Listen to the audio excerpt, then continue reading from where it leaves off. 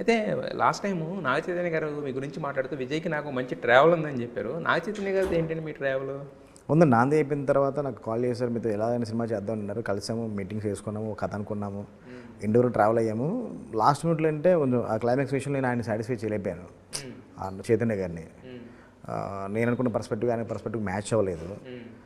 వచ్చినప్పుడు నేను సాటిస్ఫై చేయలేకపోయాను, కుదరలేదు అనమాట. అప్పుడు అది ఇప్పటికీ ఎప్పుడు కలిసినా బాగా మాట్లాడతారు. ఇప్పటికీ నా టేజర్ ట్రైలర్స్ వచ్చినా కానీ నేను మెసేజ్ అని రిప్లై ఇస్తారు. ఆయన నేను చేసినా కానీ మంచి కథ రెడీ చేసి సినిమా చేస్తుంటారు.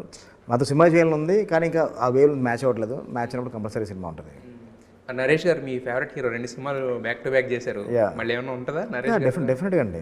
బ్యాక్ టు బ్యాక్ చేసినప్పుడు కొంచెం గ్యాప్ తీసుకొని చేద్దాం అనుకుంటున్నాను. నరేష్ గారు వేరే సినిమాలతో బిజీగా ఉన్నారు, నేను కూడా కొంచెం వేరే సినిమాలు చేసి డెఫినెట్గా అంటే మళ్ళీ అంత బలమైన కథ దొరకాలి. నాంది ఒకరిని చేసినంత స్ట్రాంగ్ కథ దొరకాలి.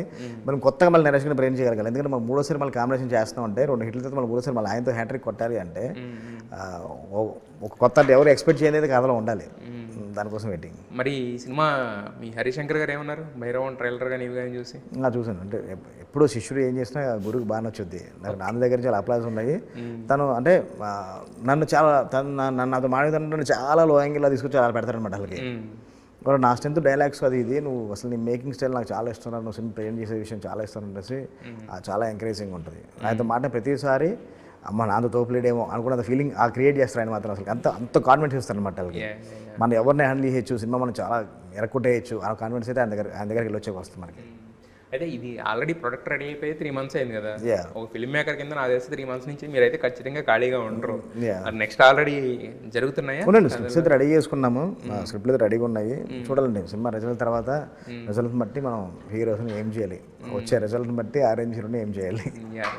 మీరు ఎప్పుడు చేసినా అంటే హానెస్ట్గా చేస్తారు. వర్క్ అనేది హానెస్ట్గా చేసినప్పుడు ఏంటంటే దాని రిజల్ట్ అనేది కూడా అలాగే ఉంటుంది. ఇంతకుముందు మీ 2 సినిమాలతో కూడా అదే కనపడుతుంది. నేను అన్నది భైరవం ఫస్ట్ ఏదైతే టేజర్ రిలీజ్ చేశారో అక్కడి నుంచి ఒక వైబ్ అనేది ఉంది. ఆ వైబ్ కూడా రోజు రోజుకి పెరుగుతూ వెళుతుంది.